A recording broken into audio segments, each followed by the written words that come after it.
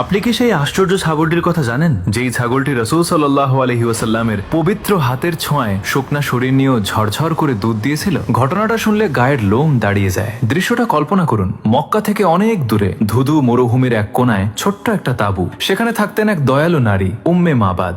যে কোনো মেহমান এলেই তিনি আপ্যায়ন করতেন, কিন্তু সময়টা ছিল ভয়ঙ্কর খরার। ঘরে একদানা খাবার নেই, পানি নেই।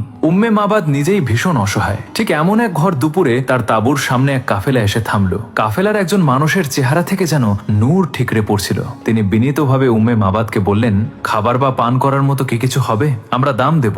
উম্মে মাবাদের কলিজাটা মোচড় দিয়ে উঠল। তিনি ছলছল চোখে বললেন, হায়, আমার ঘরে যদি সামান্য কিছুও থাকতো আপনাদের কাছ থেকে আমি দাম নিতাম না, কিন্তু আজ আমার হাড়ি একদম খালি। মেহমান তখন তাঁবুর এক কোনায় দাঁড়িয়ে থাকা হাড্ডিসার এক ছাগলের দিকে তাকালেন। জিজ্ঞেস করলেন, ও কি দুধ দেয়?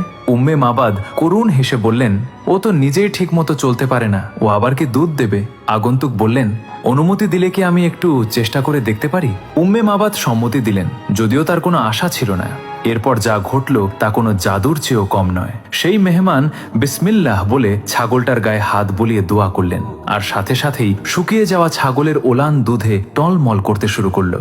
বালতি ভরে দুধ দোয়ানো হলো। মেহমান নিজে না খেয়ে প্রথমে উম্মে মাবাদকে খাওয়ালেন, তারপর তার সঙ্গীদের, আর সবার শেষে তিনি নিজে খেলেন। এক মুহূর্তেই অভাবের সংসারে আনন্দের বন্যা বয়ে গেল।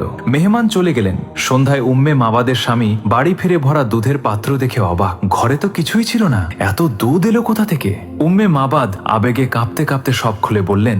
স্ত্রীর মুখে মেহমানের বর্ণনা শুনে স্বামী চিৎকার করে বলে উঠলেন, আল্লাহর কসম, ইনিই তো তিনি, ইনিই আমাদের নবী মুহাম্মদ সাল্লাল্লাহু আলাইহি ওয়াসাল্লাম। জানেন, সেই ঘটনার পর ওই পরিবার ইসলাম গ্রহণ করে, আর নবীর হাতের ছোঁয়া পাওয়া সেই ছাগলটি বহু বছর বেঁচে ছিল এবং যতই অভাব আসুক তা কখনো দুধ দেওয়া বন্ধ করেনি। আপনি যদি নবীজিকে ভালোবাসেন তাহলে কমেন্টে লিখুন সুবহানাল্লাহ।